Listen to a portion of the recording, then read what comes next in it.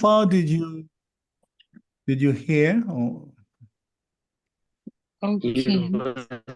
We're still doing Rukmani worshipping the sun god. oh yeah, true. Anyway, my point was I was trying to echo what Siddharth Swami has to say. In certain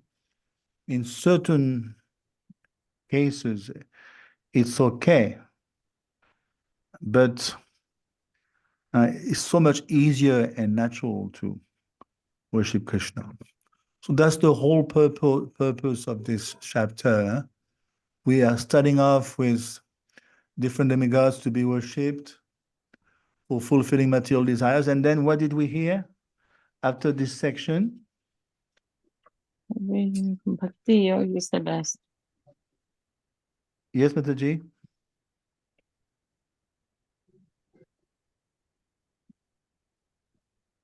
I said, even if we do demigod worship, but with regards to Krishna in there, then it's okay.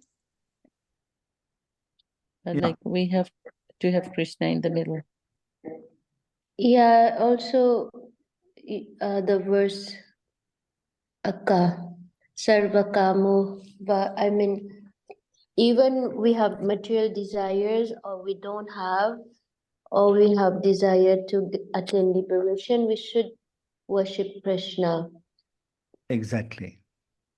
Why? Because Krishna, he has the ability to fulfill our desire in such a way that at the same time, he makes us get rid of that kind of desire. Exactly. See, Lord Krishna he extracts purification from your heart when you worship him. Whereas the demigods, They cannot do that. they cannot do that. Of course, let's say you are an Upasana Kandi. Upasana Kandis are much better than Karma Kandis, always bear in mind. And you have love even for Ganesh, and you actually exclusively going to worship Ganesh or worship Lord Shiv or worship Lord Brahma. And you have definitely love. You want to meet him in this planet. You're offering puja to him. And what's going to happen? This is exactly what's going to happen to Narad at the end of this canto. You will see he considers his father God. Yes. And of course, there's a lot of ground for that. I mean, when you see the power of Lord Brahma, you may ponder. Is he God? Is he not God? Of course, I would also fall into the same predicament. And then when he found out, wow, actually he's meditating upon someone else, because I can see he's steeped in meditation. So on whom does he worship? How does he meditate upon? So then he understood, and Brahma, of course, very honestly told him, I'm not God. I'm meditating upon Lord Narayan. So then finally Narad, but even Narad was bewildered. So yes, to go back to the context, 9 we discussed Akama Purusham Param.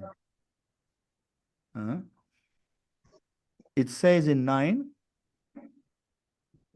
Akama means what? Akam means?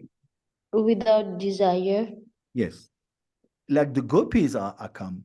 And even the acharyas are very specific. They are more specific than that. They say Akama means Krishna Seva.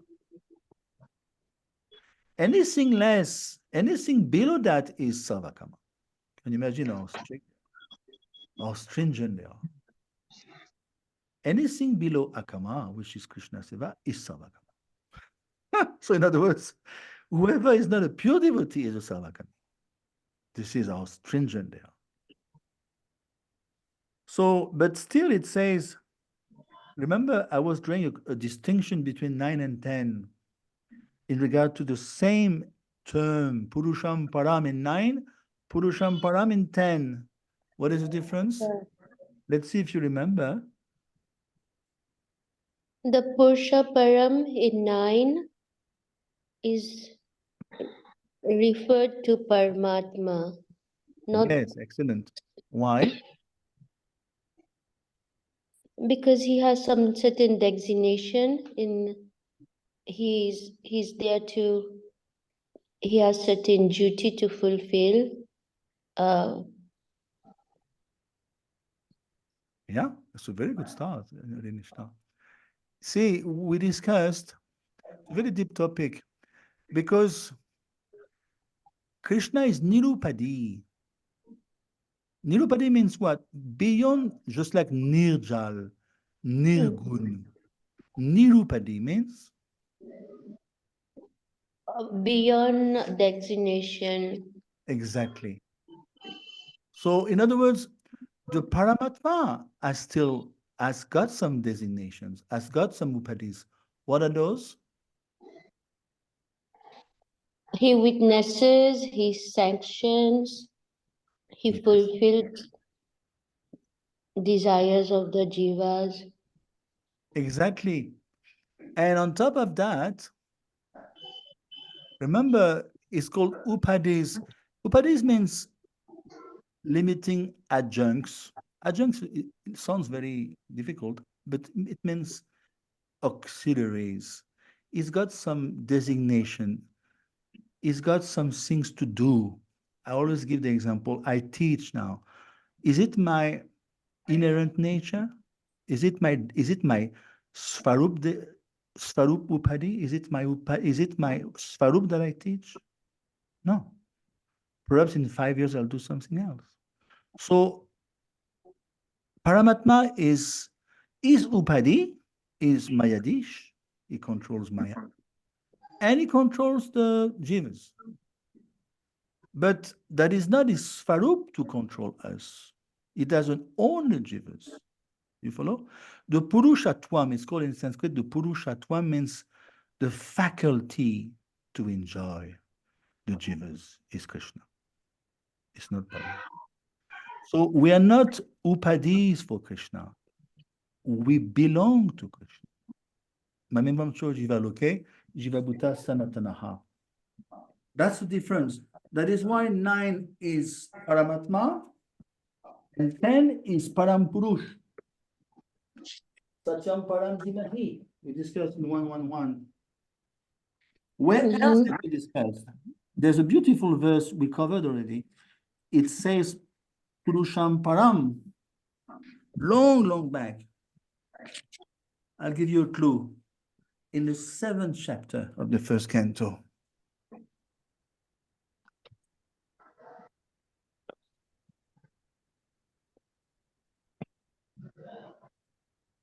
Okay. You know, I was stressing again and again on those 4 verses. Buddha Prabhu used to say, the purposes of the Bhagavatam rest on those 4 verses. 174, 5, 6, 7. Bhakti Yogena Manasi Apashyat Purusham Purnam Mayam Sadadapashrayam.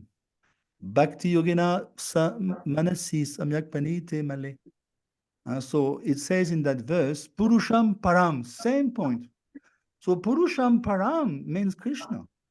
Because in that verse 174, remember, Narad just left the scene, and now Vyasadeva, in his full maturity, is called Samya Prash in Badarikashram.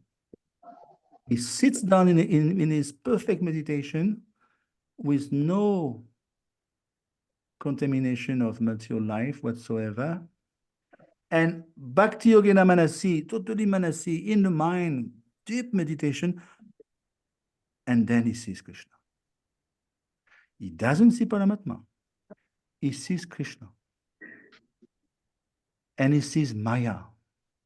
Bhakti Yogena Manasi Samyak Pranite Male. Apashyat Purusham Purnam. Apashyat Purusham Purnam. Purusham Purnam, this is Krishna. Purnam, yeah, complete. Complete, this is not Paramatma. So 174 echoes with 2310. This is the point. And he sees Krishna he sees Maya, who is ashamed, actually. She's ashamed to be in presence of Krishna. Because she knows I'm giving trouble to the jivas. And Krishna doesn't like that. But she has a function to play because we are wayward living entities. We are rebellious. So she has a very ungrateful task to rectify us until we're ready. So this is the Krishna we are talking about here in 10. This is the same Krishna as 174. And the Acharyas mentioned the Krishna of 239 is Paramatma. We should not confuse the two. Okay, so do you have any questions? Yeah. So previously you mentioned that when when one is not a devotee, Paramatma deals with him. Once the jiva turns to Krishna and perform bhakti, then it's not Paramatma dealing with him. Krishna personally deal with that person. Yes. Exactly. So What is the verse in the Gita that corroborates that?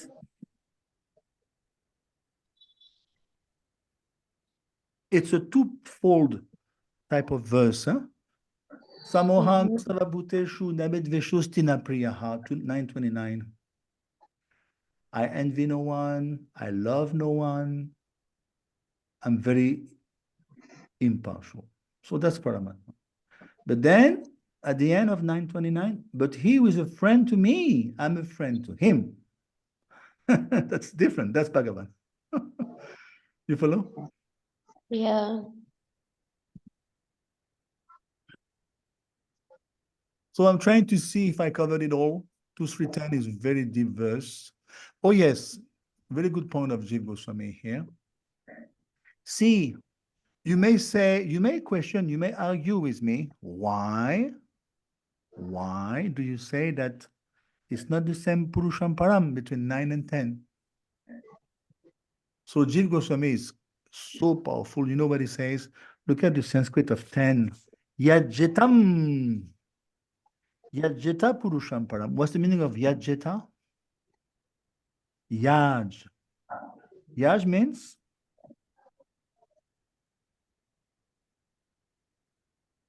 to worship.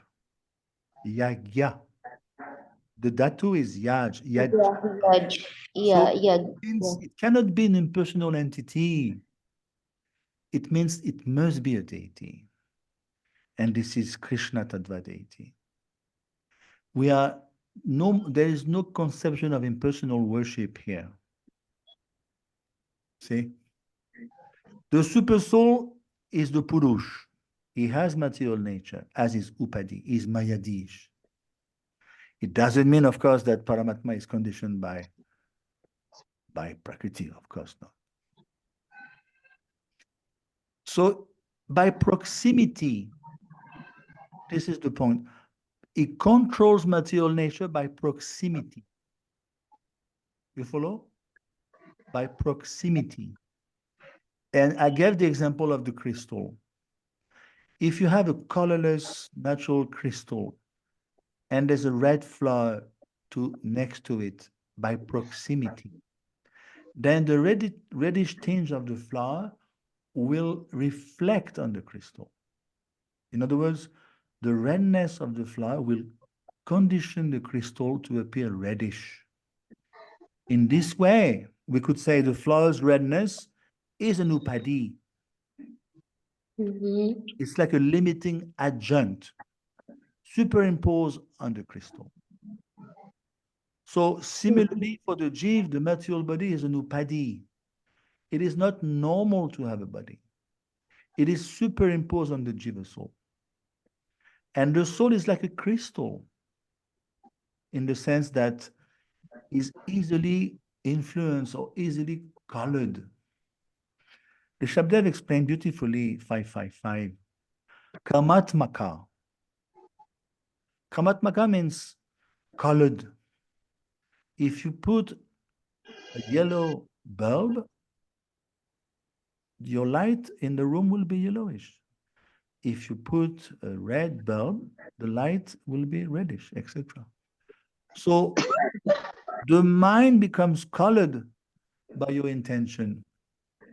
And it seems like the soul who is totally pure, it seems like the soul becomes easily influenced or colored by the association with the body or with the mind. But it is not true. Why is it so? Why is that so? Because the soul proximity to the material body causes the soul to become mired in material existence and conditioned by the modes. And it seems like the soul is conditioned, but actually the soul is never conditioned. Actually, the soul, and what to speak of the super soul, they are totally free of any designations. So let's finalize and then we'll move on. Yajita Purusham Param in 10. It means there is worship here. There is Archana. There is Archa Vigraha. We are worshiping. And just like Arinishta mentioned, whichever your state of consciousness, let's say you are not on the level of Akama. Everyone in this world, in this universe is not on the level. Only the gopis, basically. Gopis are we'll call Akama. Everyone else should not resort to Bhakti, to demigod worshippers, to the worshipping, because it says very clearly here, Tivrena. What's the meaning of Tivrena? In 10. Look it up. Great force. Tivrena. Great force. Tivrena means Quickly. Yeah, Tivrena means like a laser. Mhm. You know, laser beam. In other words, if your bhakti, if your worship is extremely focused, even though you may be Savakami, still if you are focused, you're going to get so much purified that at the end of the day, your motivation to be so Savakami will have disappeared. You know? Because Krishna again is going to extract purification out of your heart, out of love for you. The demigods will not do that. So now, when it comes to Mokshakam, let's discuss about Mokshakam now. What's the meaning of Mokshakam? desire to get liberation. Yes. So we could ponder, I mean, that's pretty high compared to a non-devotee, compared to a materialist. Why Shukadev is finding fault with those guys? Because even desiring liberation, it's still a selfish desire. It's a desire for one. It's not a, it's still a material desire. Yeah, so subtle material desire. And also, Vishwanath explained, in order to cut down people's thought that they are without desire, since they desire liberation. See, many people who desire liberation are thinking we are desireless, my dear friend, because we want to merge. So we are desireless. So in order to pinpoint to those guys, to cut down their thoughts that they are desireless, Shukadev purposefully, he himself, don't forget, he himself was a monist. He knows what he's talking about. He's coming from that direction. So purposefully, he has purposefully included this term Mokshakam in 10, just to emphasize the point that even someone on the level of liberation is even more filled with desire than a materialist. Can you imagine? Shukadev is putting them even more contaminated than the materialist. So do we understand subtle desires are more contaminating than Yeah, gross because desires? they are less seen. They are less seen. See, when you see someone who is eating meat, it's very gross. Everyone can see. But someone who is totally even practicing some kind of spirituality, chanting home, reading Vedanta Sutra, you don't see. It's very subtle. But perhaps they still have desires for lobh, pratishta, puja. And Vishwanath explained, actually, calm. You know the meaning of calm if you break it down, calm. We know lust, okay, but that's quite a very wide translation. But calm means a desire to destroy suffering and attain happiness. That's what it means, actually, literally. A desire to destroy suffering and attain happiness. So it takes its full-fledged meaning in the realm of moksha kama, because what do they want, those persons? They want to destroy suffering and they want to attain happiness like anything. So in that sense, Vishwanath explained, their desires are stronger in the Gyanis because they engage in destroying the suffering of their samsara.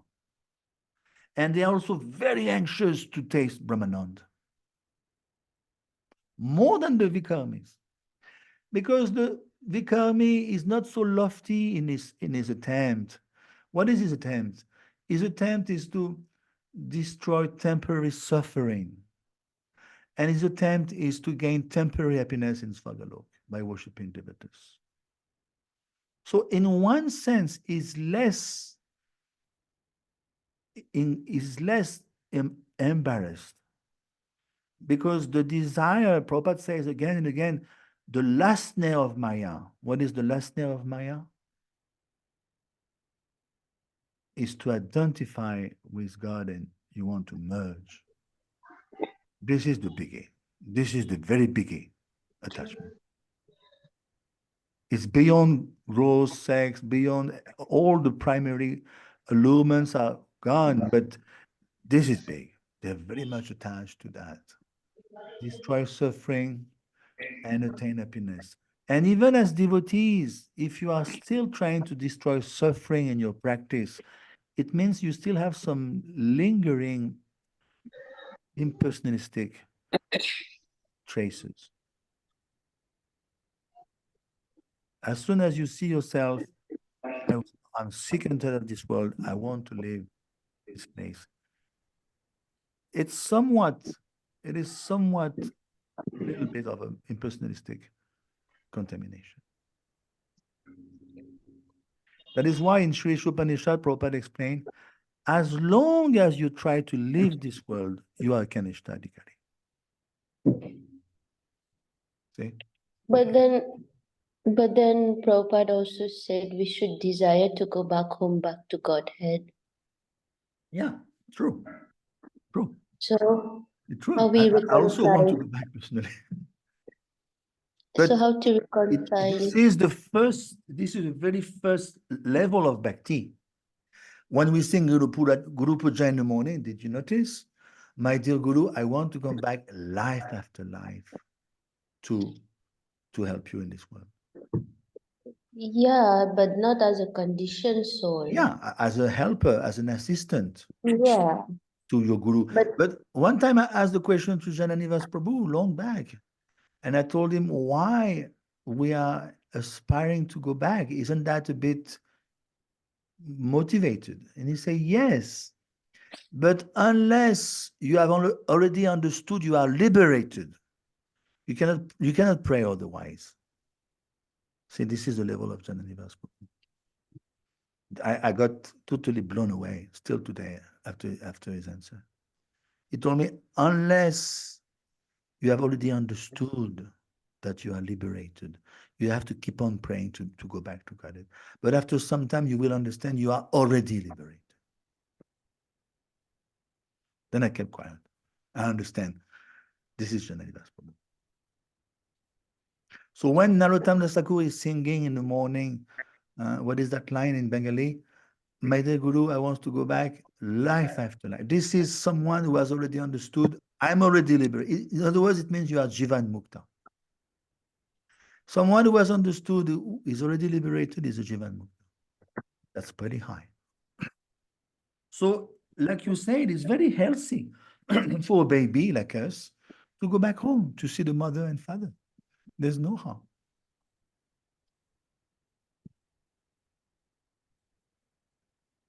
So anyway, the point of Vishwanath here, Moksha Kama is even more, in one sense, it's even more, I would say, sinful, if I may say the word. It's a bit heavy, but it's more sinful than Sarvakama.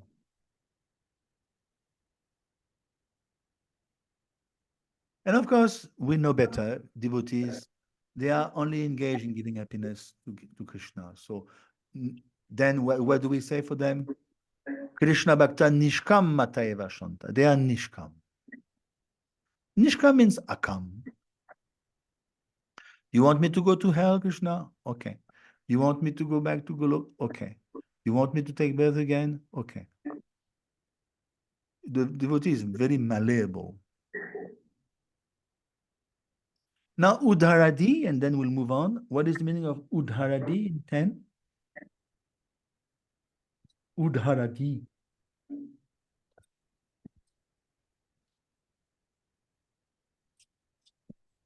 Mahatma. Udharadi means very broad intelligence. If you put Bhagavan as the subject of your devotion, means you are very, very, very intelligent. Whether you are Akam or Sakam, doesn't matter. You are very intelligent. Yajanti, he Sumeda Saha. Sumeda means, Medi means intelligent. Sumeda means very intelligent. Yagya Sakitan Prajer, Yajanti, he Sumeda Saha. Those who worship Panchatattva are extremely intelligent.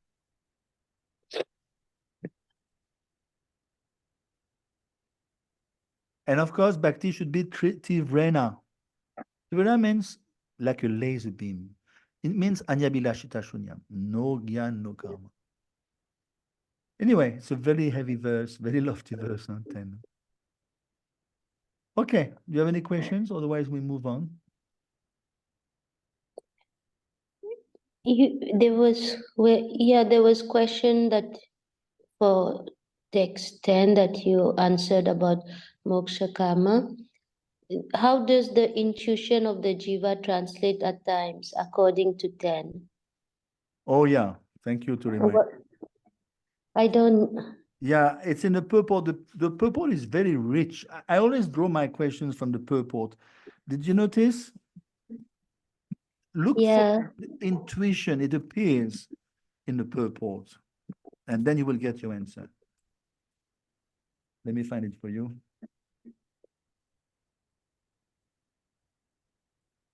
Oh, sorry, this is 11. I'm searching. It's in the last paragraph. Yeah, exactly. At the bottom of page 131 in my book. See, people are engaged into so many isms, communisms, capitalisms, etc., philanthropy, altruisms, humanitarianisms. What is that?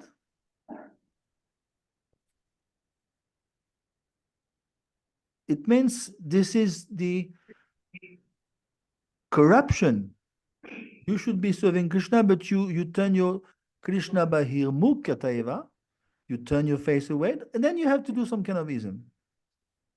Oh, I'm going to be into socialism, communisms, philanthropy. I'm going to save the whales. I'm going to save the Amazon forest. This is the perversion of serving Krishna purely. I'm going to save the country, like Gandhi. I'm going to save India. Hmm. So it's a partial manifestation of the same original feeling of the jiv. The natural intuitive tendency of the jiv is to feel happiness with Krishna. Okay, you don't want Krishna? Okay, so please take care of India. You so-called think that you have saved India. And he got shot. As a reward, he got shot. See, you can see the cynical nature of the nature. You dedicate your life to save India, and at the end of the day, you got shot. So you can see natural nature is quite ungrateful. Anyway, okay, let's move on to 11. Etavan eva yajatam iha nishya sodayaha bhagavat yachalo bhavo yad bhagavat sang. Go ahead. All the different kinds of worshippers of multi-demigods can attain the highest perfectional benediction, which is spontaneous attraction, unflinchingly fixed upon the Supreme Personality of Godhead, only by the association of the pure devotee of the Lord. So here Srila Prabhupada is explaining in the purport quite elaborately, like from Brahma to even to the ants, all the jivas, we are all like in the prison house under the effect of material energy, and which is the external energy, as we know, Mother Durga. And the spirit soul has forgotten its constitutional position, and while considering itself to be the body, it desires to enjoy separately from the Lord. Thus, it's making all kinds of plans to enjoy through different means, such as demigod worship or scientific advancement, under the effect of the three modes of material nature. So, the spirit soul is failing to solve the real problem, which is to get out of the cycle of birth and death. And as we see from the purport, Prabhupada is from the text itself, it's mentioned that all this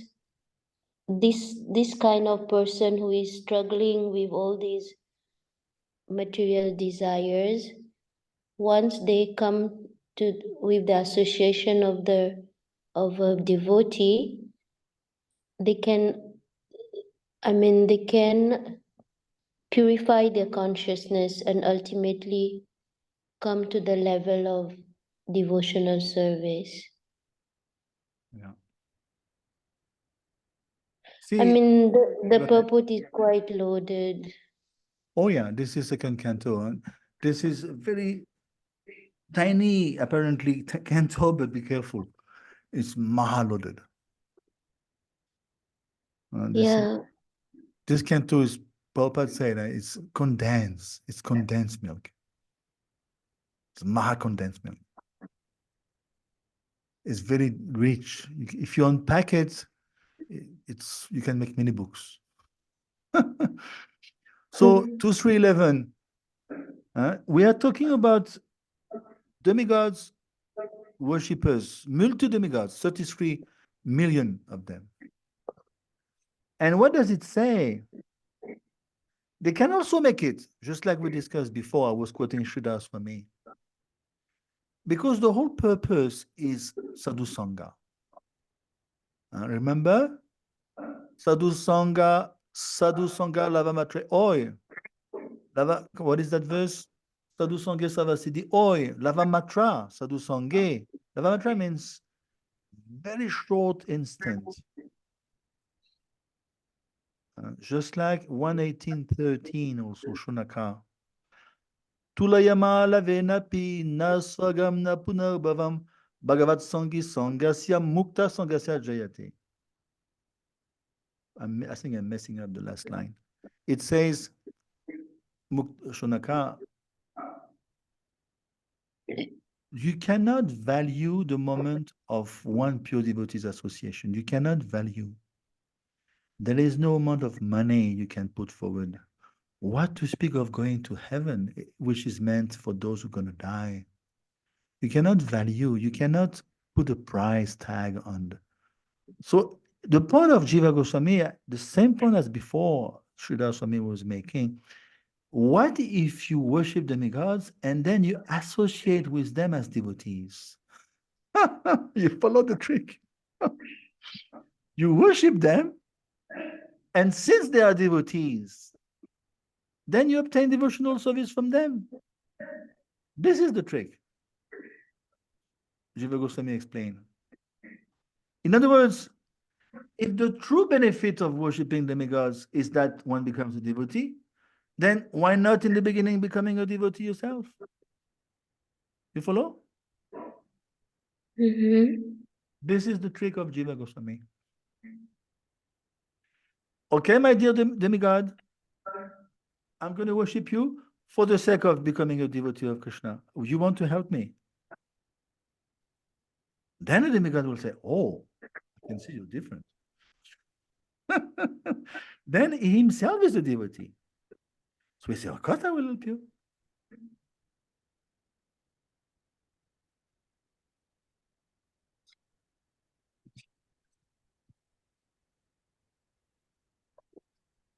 Because they are associated with devotees. Why separate them from being a devotee? They're also devotees. You can get help from Lord Shiv. You can get help from Ganesh. Because in one sense, they are much more fixed in Krishna consciousness than us, isn't it? Unflinching, it says unflinching here.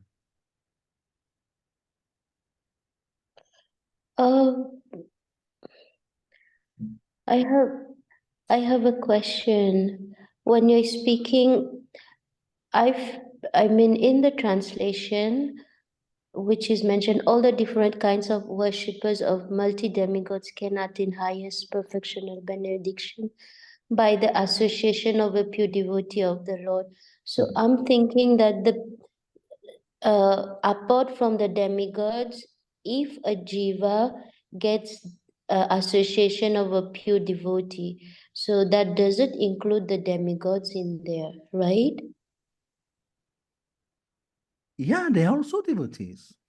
Yeah, but they're devotees, I understood. But then, see, in the translation, it's mentioned the worshippers of multi-demigods can attain the highest perfection only by the association of the pure devotee of the Lord. So that I understood that does not include the demigods. It means other than the demigods. Not necessarily. You can be a demigod and a pure devotee of the Lord. Do you think Lord Shiv is not a pure devotee? Prabhu, I have one question. Yeah. We see that there are times like Indradev, he became like agitated when he sees somebody like Vishwamitra, or even the incarnation of God who was doing a Ashwamedh Yagya, he stole that horse. Yeah. So for presenting Kalyug, our Yagya is Harinam Sankirtan Yagya. Exactly. So if devotees are performing the Sankirtan Yagya, will Indradev put obstacles on the path also? No, because see, on the contrary, Indradev will be awed by your bhakti. He will be quite appreciative. And you have seen all these great demigods, they came in Golila or even in Krishna Lila. Yamaraj came, Brahma and Prahlad came as Haridas Thakur. All the great personalities, even other Sampradaya leaders, they were in Golila. So much they were attracted like anything. You have seen Yamaraj was there when Mahaprabhu liberated Jagai Madai. He fell down from the Viman. So much he was taken aback. So we should not exclude the demigods from accessing them for help towards pure devotion. There will be, we have discussed, I can see you have a short memory. No, for me, Prabhu, for me, it's like, I'll take my example. I mean, in Mauritius, many people are demigod worshippers. Mm. And then when a devotee is on the road preaching, then like most of us, we came across we were demigod worshippers.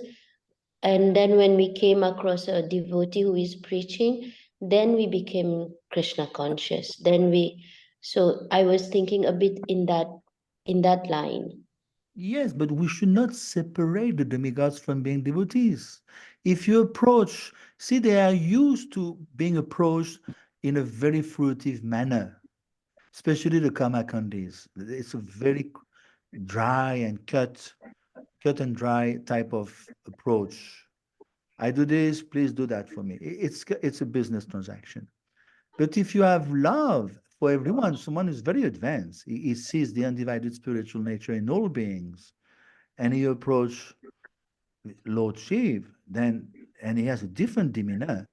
He wants, oh, you want to be helped in spiritual life, just like a big brother, like a Shiksha Guru.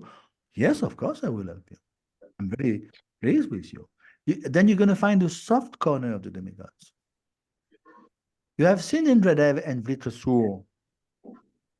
Vritrasur is one of the most advanced devotee in the Bhagavatam after the gopis. Don't forget. And he's in the body of an asur. Indradev has already killed Vishvarup. Indradev learned his lesson with Vishvarup. He had to suffer for 1 year the path of Brahmahitya, killing a Brahmana. And now he has gotten the bones of Dadichi in order to kill Vritrasur. And when he hears the prayers of love on the battlefield spoken by Vritrasur to Lord Narayan, even Indra is taken aback. He's saying this person is millions of times more Krishna conscious than me. And then he's so much enamored by Vritrasur, sometimes they stop fighting and they have Krishna Katha on the battlefield amongst Indra and Vritrasur. And at one point, Vritrasur said, oh, by the way, you're supposed to kill me.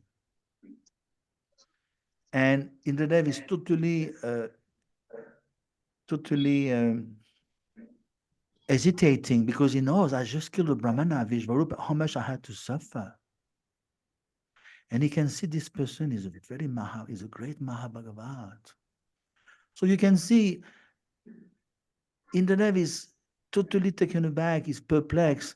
I'm supposed to kill him, but he's much more Krishna conscious than me even.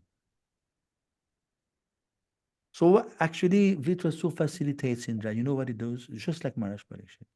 Maharaj Parikshit has left the body even before the snake bit him. In the same way, facilitate Indra, Vritrasur went back to Godhead, even before Indradev killed him. This is the level of Vritrasur. So in other words, they had Krishna Katha on the battlefield. They are Krishna conscious also. You find Indradev in the Krishna Lila, Govind. You find always the demigods. They tend to become mixed, when they are approached by very fruitive persons. But the devotee, they are always appreciative, very much. They're so much appreciative they even come in Golila. So that's why we tell neophytes, no, don't worship demigods. Of course, we should not worship demigods, but if you have a higher picture, you understand they're also jivas. Anyway. Yeah. This is See, the higher we grow in Krishna consciousness, the higher we're going to have the bigger picture, bigger picture, bigger picture.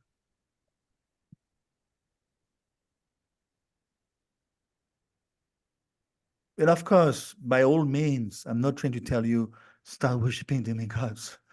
Association with devotees is the only method. But also they are a fortiori, they are also devotees. That's why we should not throw the baby with the hot bath water. That everyone is a devotee except the demigods. This is nonsense. Okay, 12.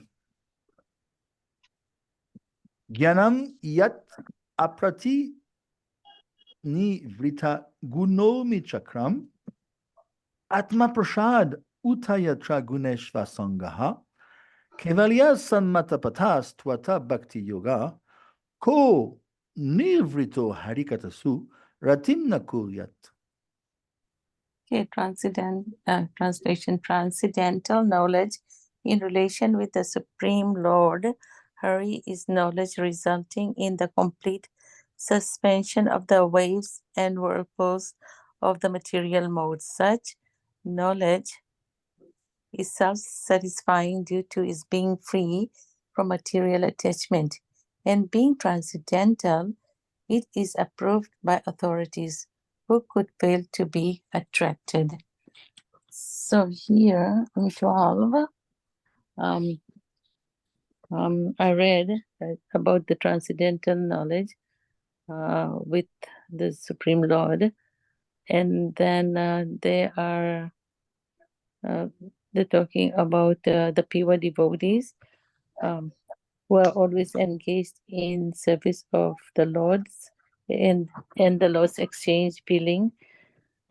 And there is 6 kinds of exchanges with the Lord, which is offering gifts in charity, accepting charitable gifts, revealing one's mind in confidence, inquiring confidentially, accepting prasada and offering. So this is what are the exchanges of the Lord with us. And the first stage of devotional service is to have a bona fide spiritual master, and then a mature state, which is the highest transcendental bliss, is feeling the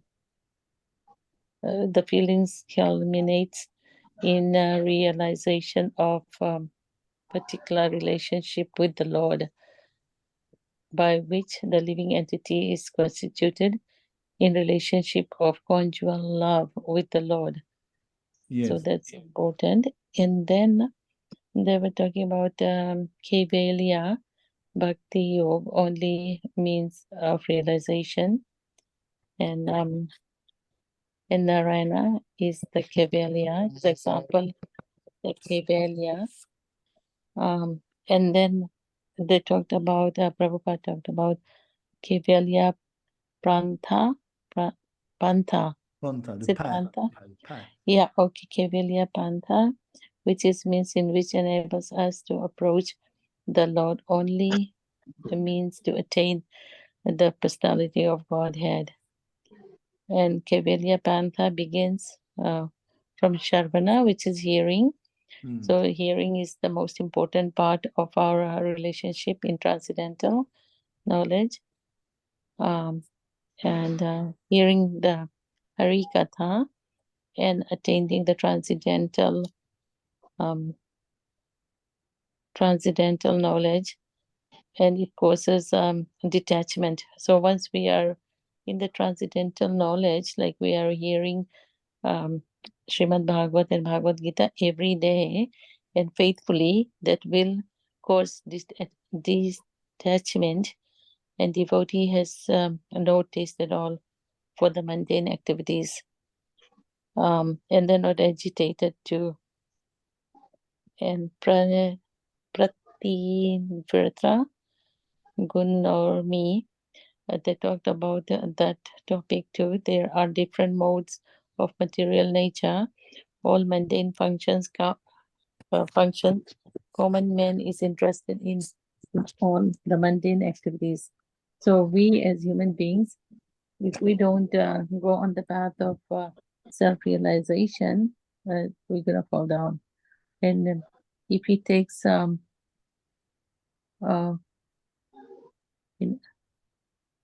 whatever, and then there was Atma Prasada. It is possible by Atma Prasada or complete self-realization without any material connection.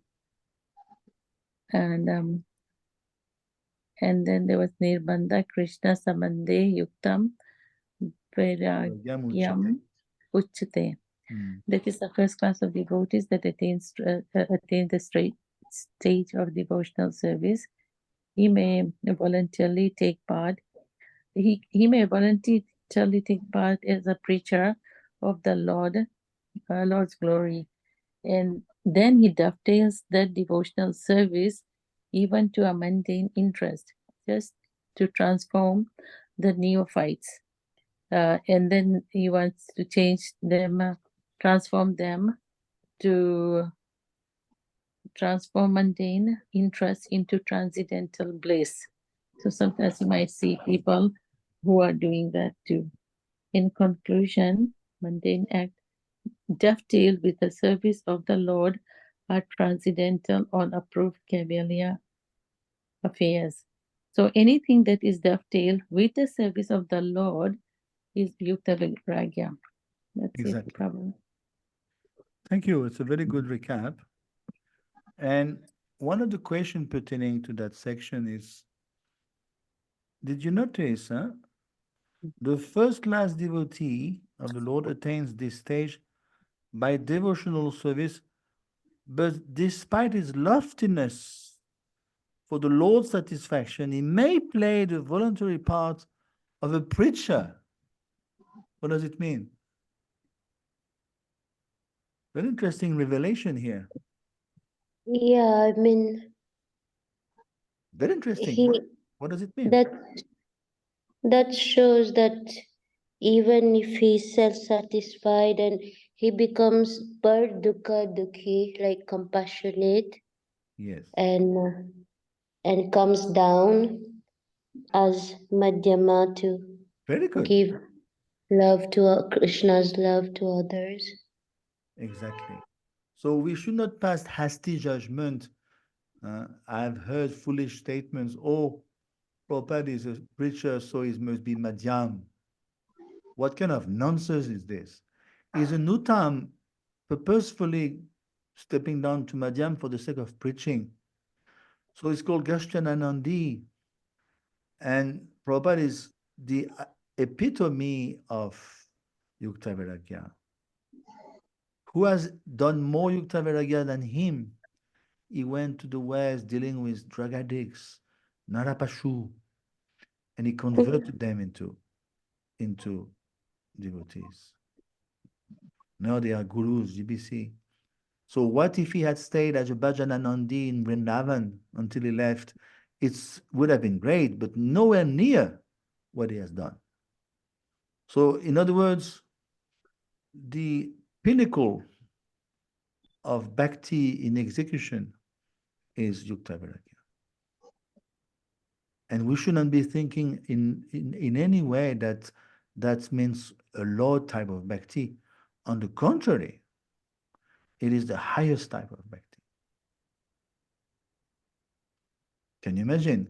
What's more difficult, to chain your rounds in a cave in the Himalayas or to distribute books in downtown New York? To distribute books. Yeah, exactly. Someone who distributes books in downtown New York or Paris day in, day out, I'm telling you, the door of the spiritual world is wide open. Wide open. They open the door for him. So it's called Kevalya Panta, and unique, the only way actually. So this is very interesting. Bodhijan Prabhu used to give the example of a bicycle. You know, you drive your bicycle, you ride your bicycle 10 miles an hour, 20 miles. Then if you hook up to a car, The car is going 50, 60 miles an hour. But because you hook up to the car, you yourself are going to be propelled at 50, 60 miles an hour. So in the same way, if you hook up to a great devotee like Prabhupada, you are propelled.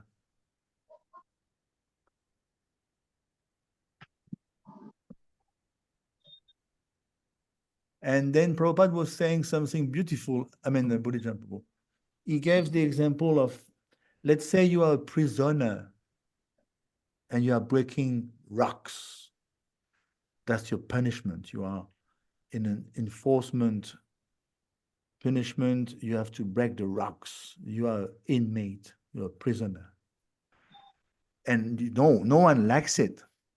But let's say you're building your own house now. You're breaking rocks also. But for the sake of building your own house, then it's blissful activity. Because I'm building my house. So Buddha Prabhu was saying, whatever you do, you're building your house in the spiritual way. See, I remember, his name, he left the world. He was married to Kishori. She lives here, Kishori Mataji. And the husband he built 2 temples in his country. Can you imagine? He built Juhu and he built Vrindavan.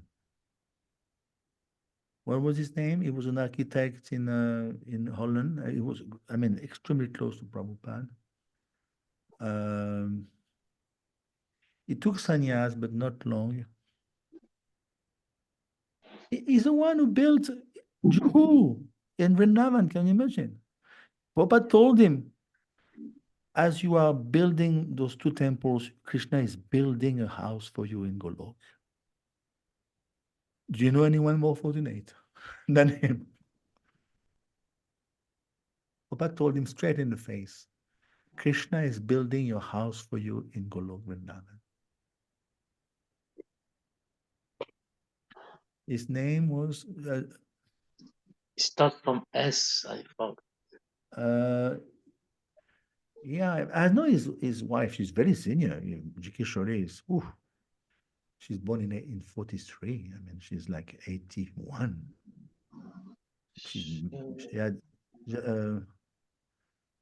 He was from Holland. Actually, she made him a devotee. She joined in 69. Kishori Mataji. Hard to forget. It's amazing after forgetting names.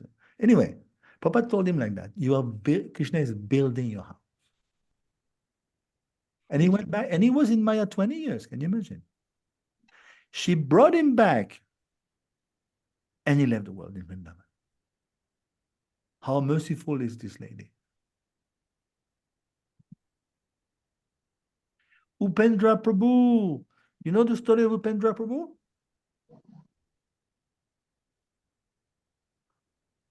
Upendra, way back, Prabhupada said, I need devotees to go to Japan. You know the story? Are you there? No? Yes, Prabhu. So can you imagine, very early days, 68, 69, no one is daring to put his hand up. Then he goes, whoever would go there, I will take him back to Garden. Can you imagine? Can you imagine? This is the fortune of John so early, because Prabhupada would give so much blessing. Then Upendra raised his hand. He's a kid. He's a young guy. He went alone to Japan. Can you imagine? Just on that basis. And of course, to make a long story short, Prabhupada left 77 and Upendra Prabhu drifted away, and then Big Maya. And then coming to his death, on his deathbed, there's a huge picture of Prabhupada on the ceiling. And he was dying. You know what happened? Can you imagine how Prabhupada is so powerful? Prabhupada was gone already. Srila Prabhupada appeared in his mother's dream, because mother was there by her son's bed side. And she preached to him. It was orchestrated by Prabhupada. She's not a devotee, can you imagine? Prabhupada is speaking through her to Upendra Prabhu to wake him up. Can you imagine the level? Because it gave the word, I will take you back to Godhead, is in deep Maya. Is about to die. Krishna, Prabhupada is intervening through the mothers. You speak to your son. Prabhupada is speaking to him via the mother. And he woke up, he says, it's not possible, it's Prabhupada speaking. And he went back. This is the power of Prabhupada. Can you imagine? It's amazing. So this is the power of being connected to Srila Prabhupada. See? There's no limit. There's no limit. Okay. Are we all set? Yukta Vairagya is there in 12. Any questions? Otherwise, we move on. Okay, so now Shonaka is back into the narrative. Shonaka Uvaj Itya Bivya Ritam Raja Nishamya Bharata Shabaha Kimanyat Prishtavan Bhuyo Veya Sakim Rishim Kavim. It's a question. When you see Kim means it's a question. What? Go ahead.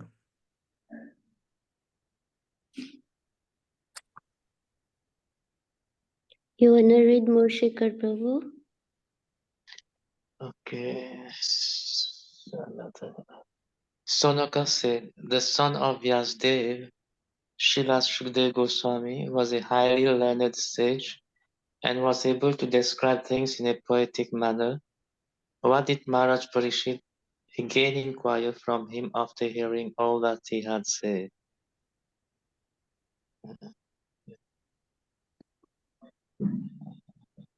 So, any words, Prabhu? Maybe I didn't read that, Prabhu. Yeah, I no didn't problem. have time to read today. Yeah. See what happened? I told you in the beginning. Who is the propeller? The one who is always fueling. Who is the one who's always fueling Shukadev with questions? If it wasn't for him, Bhagavan would stop. Yeah, Shaunak Rishi is always Exactly. asking questions Exactly. to further hear about Krishna. Exactly. He is the key person, actually. He looks like he's in the shadow of things. Be careful. This person is expert. He's called Jigyasu in 716, remember? Sukritina, one is the Jigyasu. This is Shunaka. He's maha curious. And he knows I have to entertain the flow, the pace, the rhythm of the kata. And he's very extremely alert. As soon as one topic is over, now this is the end, up. He's putting another batch to keep the flow going, you know? This is expertise. This is a very expertise skill, I'm telling you. So immediately, it's not asking a small question, you know, like it's a loaded question.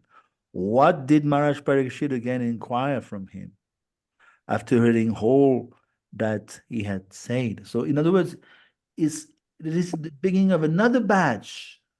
We're entering another batch of the Bhagavatam. See, this is the one. I told you many times. He's going to do that throughout the whole Bhagavatam. You will see. He's very expert. Because he's very much in awe and he wonders how can he reply so properly? Shukadev is a Mahapurush personality. His answering is perfect. He is the Kavim, is a very great poet, Shukadev. Okay, so etash shushru shatam vidvam. Say shushru. We discussed so many times. 1 to 16. Shushru. How does it go? 1 to 60. Eagerness to hear. Shushrushubi stakshanat. Very often you hear shushrushrubis, shushrumanayam means eagerness to hear. Eta shushrushatam vidvan suta no tasi bashitum kata hari kato darka satam syu sadasi dhruvam. O learned Sutta Goswami, please continue to explain such topics to us, because we are all eager to hear. Besides that, topics which result in the discussion of the Lord Hari should certainly be discussed in the assembly of devotees. Exactly. So here Prabhupada is mentioning anything or any act which is directed in Krishna's service, even if it looks mundane, that act or the thing engaged in Krishna's service becomes transcendental. Yeah. And also Prabhupada is mentioning how Mahabharata is considered as the fifth Veda by intelligent. Mahabharata should be considered as the fifth Veda, and we see that Bhagavad Gita is coming from Mahabharata, and ultimately Mahabharata is for people in general. As in Kali Yuga, we are all considered less intelligent. And also Prabhupada is mentioning that also explains how Bhagavad Gita, which is part of Mahabharata, is for Grihasthas also.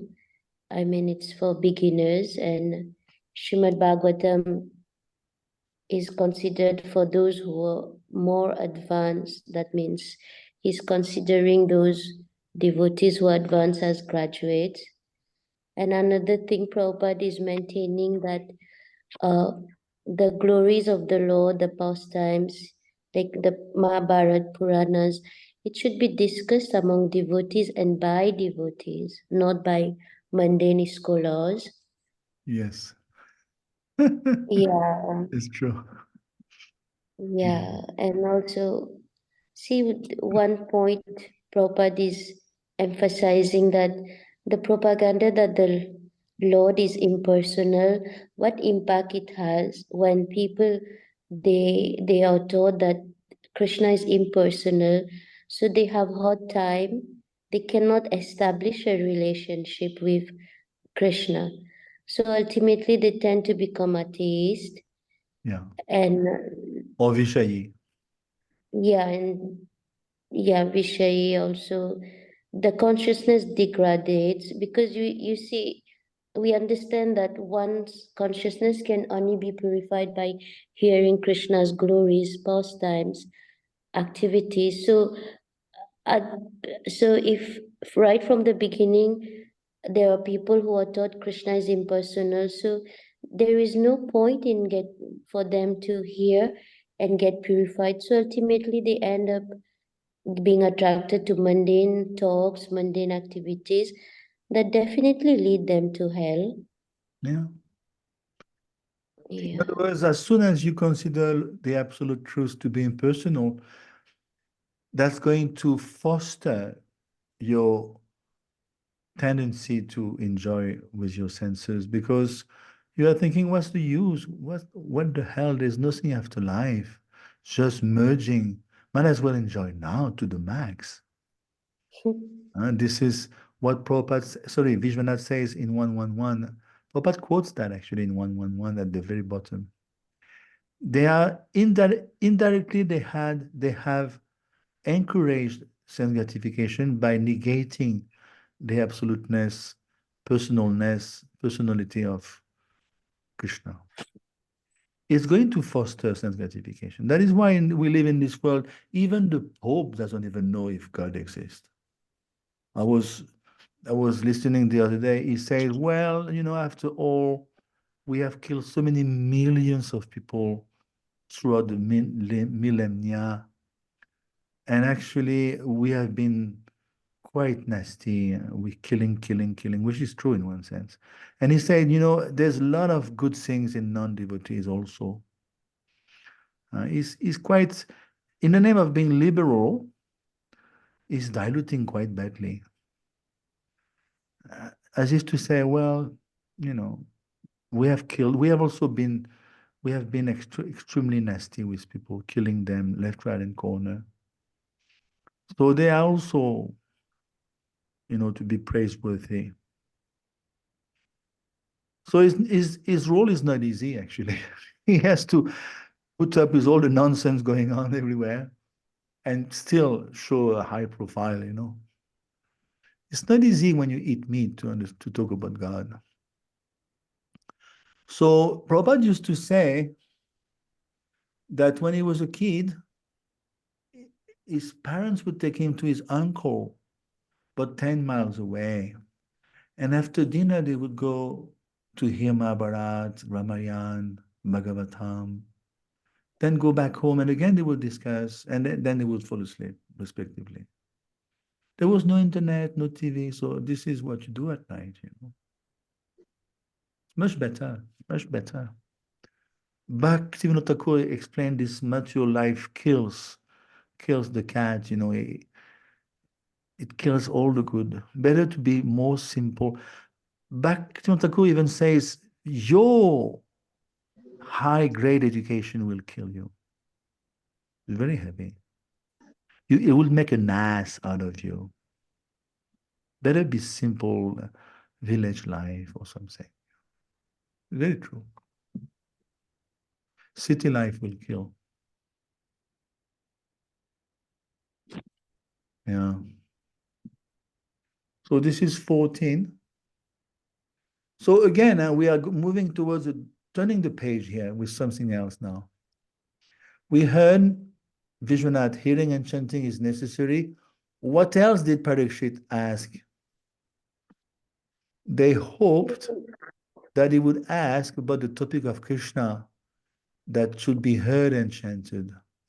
One cannot say the other topics, even about creation and self-creation, manvantars, and kings, are unrelated. Even those topics about creation and self-creation, which conclude in discussion of the Lord, should be heard, because they end with the discussion of Krishna.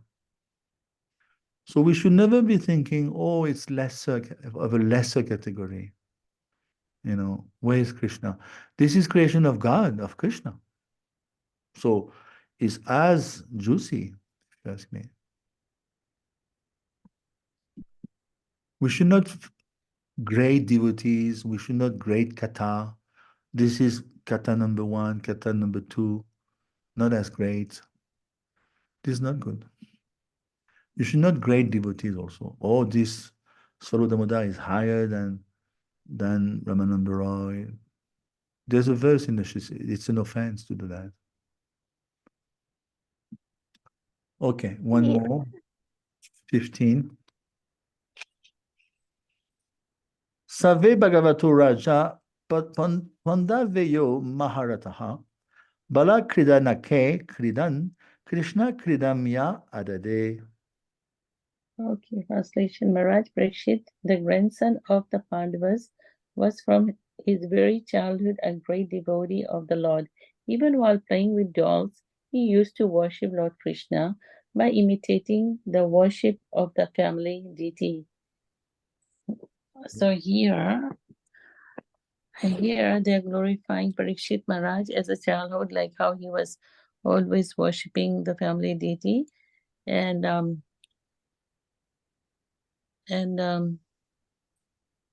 it says those who have failed the proper discharge of yoga are unsuccessful yogi. So they are talking about the unsuccessful yogis here too, born in a family of righteous people, or aristocracy, right? In the rich families. So even they were very like they did a lot of things, but they were unsuccessful. So that was in Bhagavad Gita 6:41. And Maharaj Parikshit was a devotee. in previous birth too, and then he took birth in the Kuru dynasty in Pandavas in the king family. Mm. So he was a devotee from before too. And the Pandavas always had devotional service to the Lord, so they were very near to Krishna too. And by grace of Krishna, he was born into a Vaishnava family too. And his father used to do this Rath Yatra and the Dola Yatra, and he always was part of that one too. Just like Prabhupada, like when he was small, he used to do these Rath Yatras and things. And he distributed prasad to children and friends. And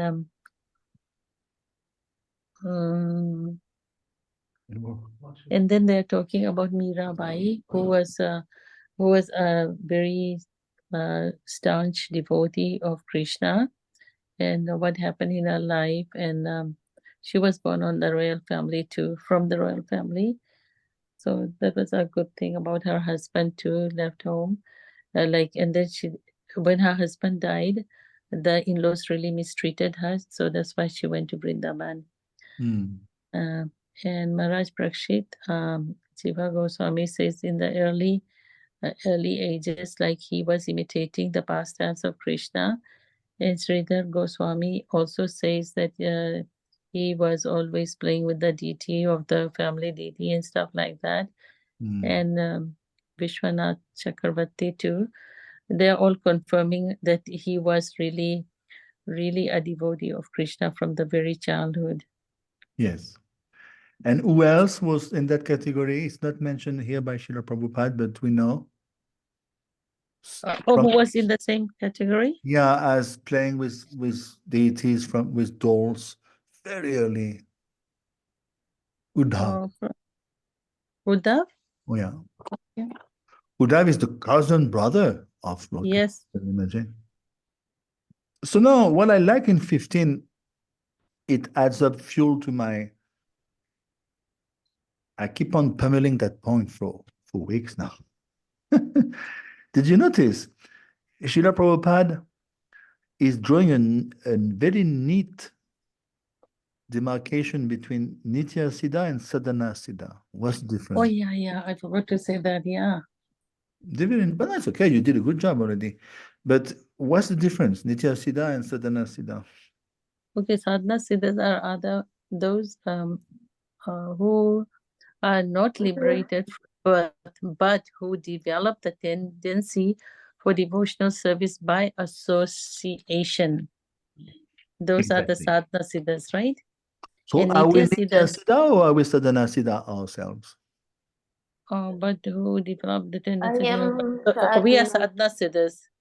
Yeah. So We see, can't be Nitya. yeah, this is exactly what Bhaktivinoda Thakur explained in Jiva Dharma. And that's the always ongoing discussion I have with Kanai Krishna Prabhu. Sometimes in ISKCON, people, devotees, rank and file devotees, we are all coming from Shit Shakti, and we're going back to Garden. So Bhaktivinoda Thakur explained, and I can see, I'm very happy it's being reflected here in that purport. Bhaktivinoda Thakur explained we are Nitya Badas, this we know. We're coming from not Chit Shakti, we're coming from Jiv Shakti, Jivabhuta Mahabaho 7.5, which is called Tatashta Shakti, marginal Shakti, which is called also Apurna Shakti. Apurna Shakti means contrary of Purna. Om Purnam Purnamidam Purnat Purnamudachyate. Purna means complete, absolute. Apurna means incomplete. It's not absolute. So we're coming from that region, and we cannot become Nitya Siddha. This is a very important point of understanding. We cannot become Siddha Siddha, but we can become Sadhana Siddha. And then Jamatri Muni and Bhaktivinoda Thakur and Prabhupada right here, this is the echo, the same point. Namely, once you become perfect, Siddha means perfect. Once you become perfect in your sadhana, then you partake of the qualities of the Nitya Siddha. When you go to Boma Lila, then you're going to hang out with Ragatmika Bhakta. According to your group leader, let's say from the time you were Raganuga Bhakta, let's say you meditate, your group leader is your mother Yashoda, let's say. So you're going to end up in that team. You may be a datri, you may be an assistant to a datri. Datri means nurse. And by hanging out in that group, you are in Boma Lila, can you imagine? You are in the Lila of Krishna in one particular material universe. That's extremely fortunate of you. Then you serve that group leader, namely Mother Yashoda. And by rubbing shoulders with her, she's an eternal associate. She's a Nitya Siddha. She's a Nitya Siddha Parikar, Nitya Siddha Parashad. Then what's going to happen? You're going to become totally purified of the little last remnants of things to be purified and rectified. And then you go back to Golo. But you cannot be a Nitya Siddha Parikar. You're coming from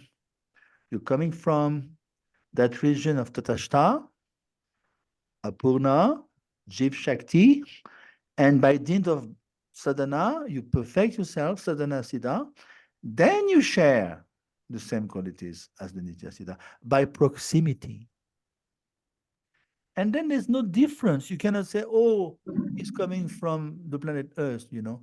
No, it's finished. You're back home, back together. It's like a nightmare that vanishes. Prabhupada explained, your incarnation in the material world is like a nightmare that's going to vanish. As if you never left. And then that's it. So this is how deep it is explained here in 15. This is the reality. Sometimes devotees in ISKCON, they put everything in the same bag. It's not exactly like this. This is how I explained just now. Hare Krishna. Thank you so much. Hare Krishna. Thank you, Prabhu. Okay, go to bed. It's very late for you, I guess. It's very early Yeah. for Pura Chandra and it's very late for you. It's morning for Prabhu, me. Everything on- is doing, how things are in Puri, Prabhu? Great? Oh, yes, yes, Prabhu. Good weather here. Good. Yeah, you're lucky, yeah. Whew. Mhm. Puri is Nava Vrindavan, New Vrindavan. It's Chana, what do you call it? Chana Vrindavan. Guyam, how do you call it? Gupta Vrindavan, Gupta yeah. Vrindavan. Yeah, that's it. Yeah. Prabhu, on Wednesday now, because I will be in Vancouver. Oh, already? So, You're a fast, yeah, you're a but, fast bird. and I will miss every Wednesday classes because it will be morning there. Well, Pura Chandra is doing it from Vancouver. No, but I will be working, Prabhu. Oh, you're going to be working. Oh, sorry. Okay. Yeah, Good. yeah, Good for you. yeah. Money will come in. Um, Okay, yeah, well, whatever, I mean, it's, as you know, it's Sunday and Wednesday. And Sunday you can make it then. Sunday, yes. Okay. Sunday, yes. Yeah. Anyway, thank you for telling me. Mm, okay. Hare Krishna, everyone. Very good. Hare Krishna. Good morning.